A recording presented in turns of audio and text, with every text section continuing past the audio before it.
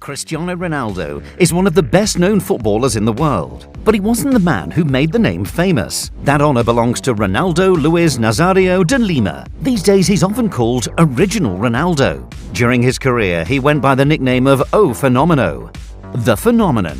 The striker retired almost 10 years ago, and many younger fans will have never seen him at his peak. So in this video we ask, how good was Ronaldo actually?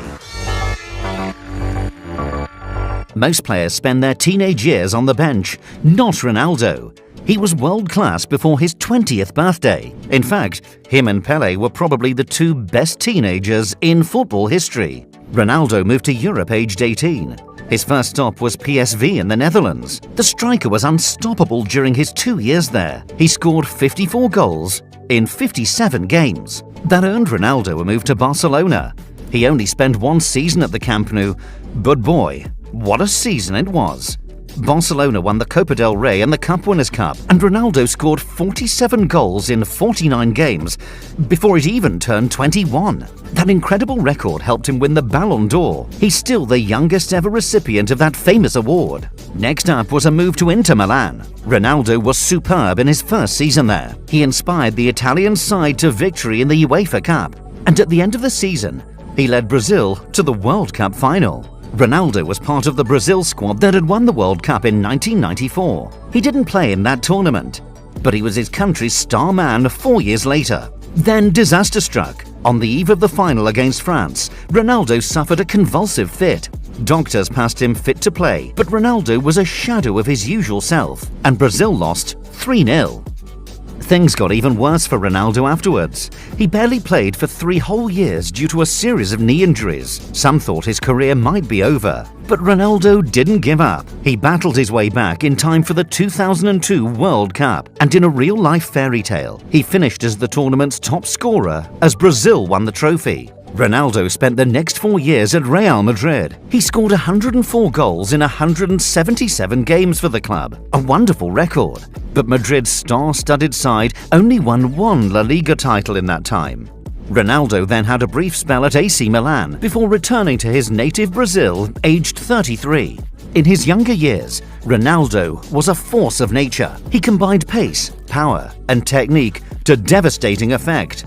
"I've never seen a player able to show such precise control at such a high speed," said former defender Marcel Desailly. "Watching him was like watching a character in a video game." His goal for Barcelona against Compostela summed him up. Ronaldo picked up the ball on the halfway line and used his dazzling dribbling skills, superhuman strength, and scintillating speed to run past half the team. Even Bobby Robson, his own manager, couldn't believe what he'd seen.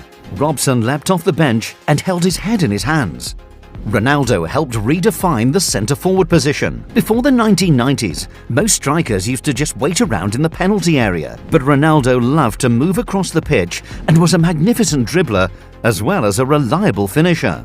But the Brazilian's knee problems reduced his mobility. Ronaldo was robbed of the explosive pace he'd had in his early days. He had to adapt his game from 2002 onwards. Ronaldo was still an excellent goal scorer at Real. He could hold the ball up and bring his teammates into play. His first touch remained superb, and he was still a clinical finisher. But he was never quite the same player after those knee problems. There were 2 Ronaldos, the one before the injuries and the one after. The second version was still brilliant, but the first was one of the greatest strikers of all time. Just listen to what Lionel Messi had to say about him. "He was my hero," Messi said. "He was the best striker I've ever seen. He was so fast he could score from nothing and could shoot the ball better than anyone. If Messi calls you his hero, you must be doing something right." Kaká, Luis Figo, and Zinedine Zidane called Ronaldo the best player they'd ever played with. Fabio Capello said he was the best he ever coached. Alessandro Nesta said playing against Ronaldo was the worst experience of his career. But where does Ronaldo rank in the all-time pantheon? That's not an easy question to answer.